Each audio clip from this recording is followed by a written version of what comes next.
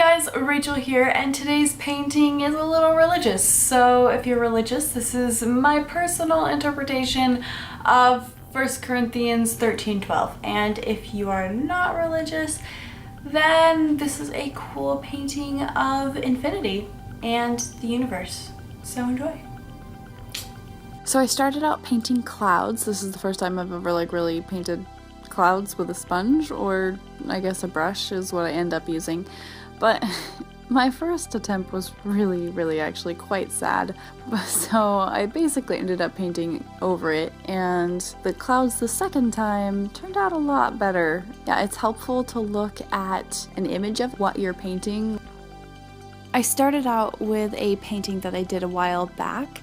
I liked the feel of it, but it never really felt finished to me. So I was looking at it and trying to figure out what to transform it into.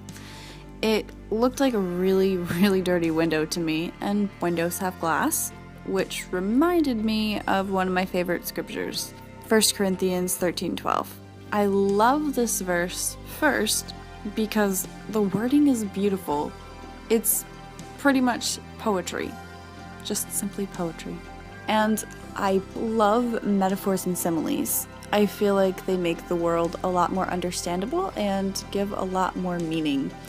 So having a metaphor in it was right up my alley. And second, I like it because it reminds me that we don't see the whole picture yet, but one day we will. And the fact that there is a big picture is so comforting to know, because we're all a tube of high quality paint. We just have to choose what to create and who to become. I did warn you that I liked metaphors. So once I got the clouds in and they were all dry, I taped down the stencil. So I just put the stencil down and then I started painting on top. So I was trying to come up with an image that would represent everything and the big picture. And a galaxy and infinity came into mind. So that's how I got the symbol, and clouds are more earthy, but they still represent the heavens, so that's why I chose that as my background.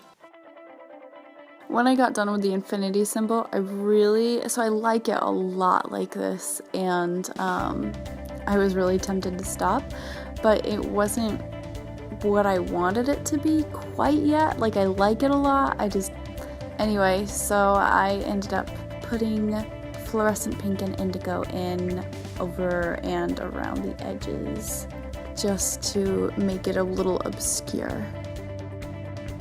So yeah, I added the indigo because I wanted it to seem like a really dark glass, like we're walking through a building and we find the window, but it's super dirty and we can only see partially out through one little part, and all the rest is just kind of covered in filth.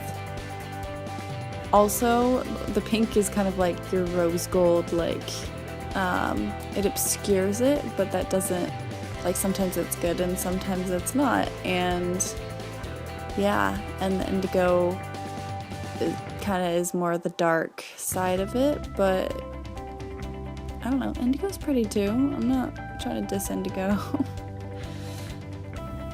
And here it is. This is probably one of my most favorite paintings that I've done so far. I just really like the meaning and the colors. So yeah, make sure to like and subscribe, and I will see you guys next week. Bye.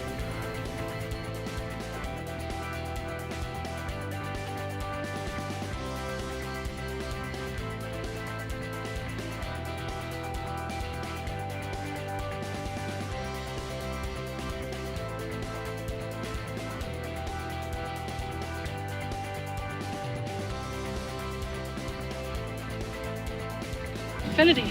That was quick.